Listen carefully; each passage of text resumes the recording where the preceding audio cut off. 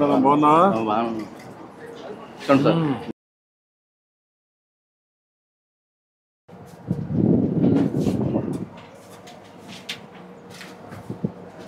మొత్తం షాపు రేకులు బట్టి ఎన్నేళ్ళు చేస్తున్నా ఇది 37 సంవత్సరాలు పెట్టండి. ఇక్కడే చేస్తున్నా. నాకు ఇదే జీవనం. ఫస్ట్ షెడ్ బెంకట్ పెట్టామండి, అక్కడ తీసాం.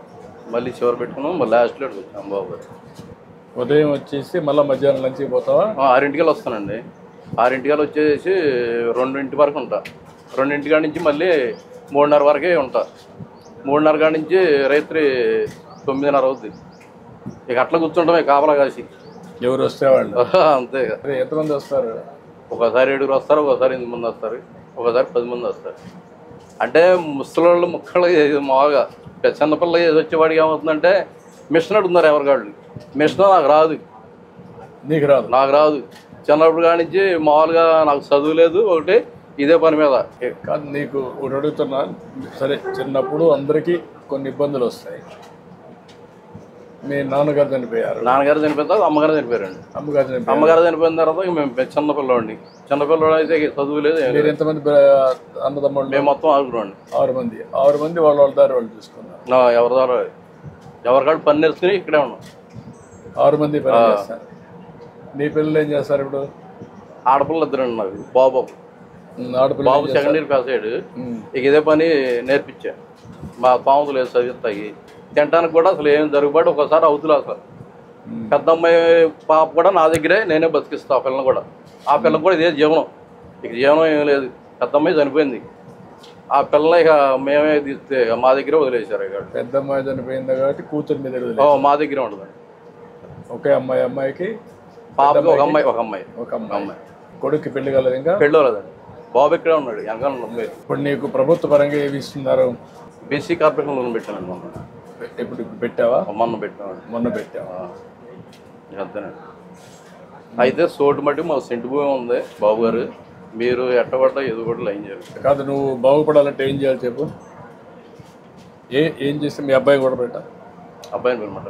మీ అబ్బాయిని కూడా రమ్మనండి. వీళ్ళ అబ్బాయిని రమ్మనండి. రా, రండి ఇద్దరు.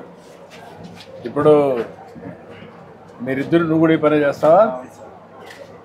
ఈ షాప్లోనైనా పక్కన ఎక్కడ పని చేస్తావా? వేరే షాప్. అక్కడ పని చేస్తావా? వేరే చాట్ పెట్టుకున్నారు. నువ్వు పెట్టుకున్నావా? ఇక్కడే చేసేవాడిని. వేరే చాట్ పెట్టుకున్నా. అంటే ఓల్డ్ నో జనరేషన్ వచ్చింది కదా సార్, అందుకని ఇది ఓల్డ్ అయిపోయింది. ఇప్పుడు నువ్వు న్యూ జనరేషన్లో చేయగలుగుతున్నావా? అక్కడ ఎంతమంది వస్తారు నీకు? రోజుకు 10 మెంబర్స్ నుంచి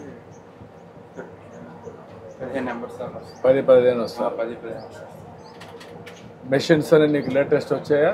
వచ్చేసి నేర్చుకున్నావు బాగా? నేర్చుకున్నా సార్. లేటెస్ట్ టెక్నాలజీస్ అని మా నిజవాడలో వరకు నేర్చుకున్నా సార్. అక్కడ నేర్చుకున్నా. అక్కడ నేర్చుకుని వచ్చి నీకు ఎంత వస్తుంది ఫర్ డే? 600-700. 500 వస్తుంది. ఖర్చులు ఎంత పోతుంది? ఖర్చు 200-250 సార్. అట్లా ఒక 200-300 మిగులుతుంది. 200-300 అంటే 300 వేసుకున్నా 10,000 రూపాయలు వస్తుంది నెలకు. అంతేనా? అంతే సార్. మళ్ళీ వారానికి ఒక రోజు మంగళవారం హాలిడే ఒకటి అది పోతుంది కదా. పోతుంది. మళ్ళీ శుక్రవారం ఒకటి పోతుంది సార్. శుక్రవారం రాదు, పెద్దగా రాదు. మీరు మీ నాన్న ఈ పని చేశాడు, నువ్వు ఈ పని చేస్తున్నావు. నువ్వేం చదువుకున్నావు? నేను ఇంటర్ దాకా చదివాను సార్.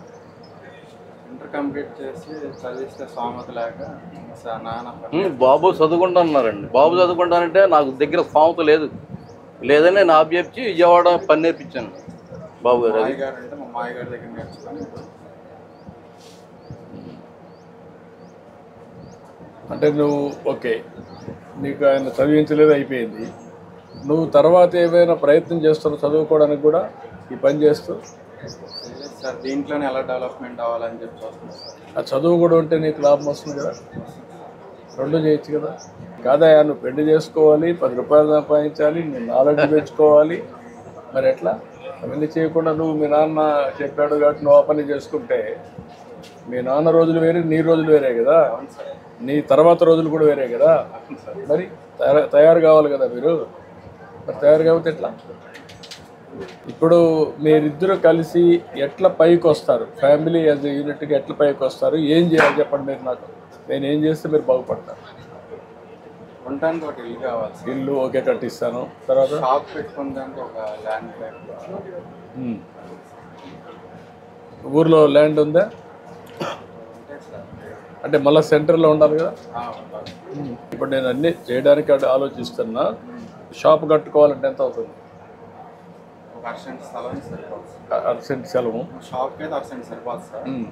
ఇల్లుకు సెంట్ కావాలి, 2-3 సెంట్లు కావాలి. 3 సెంట్లు కావాలి సార్. గ్రామీణ ప్రాంతాల్లో 3 సెంట్లు కావాలి. నేనేమనుకున్నా, నీకు 3 సెంట్లు, బాబుకు 3 సెంట్లు ఇస్తే ఆయన పెళ్లి చేసుకుని మళ్ళీ ఉండాలి కదా. అట్లా బాబు పక్కన 2 ఇళ్ళు కట్టిస్తాం, అది మంచిది. నీకు సెపరేట్ ఇల్లు కట్టిస్తా, ఆయనకి పక్కన ఉంటాయి. ఇద్దరు కూడా ఇక్కడ ఉంటారు, ఒకరినొకరు చూసుకుంటారు. ఒక సెంట్లో తీసుకొని ఒక షాప్, మంచి షాప్ పెడతాం. ఇద్దరు కలిసి దాన్ని డెవలప్ చేస్తారు. అది వర్కౌట్ చేస్తాను నేను. అట్లా చేయండి బాబు గారు.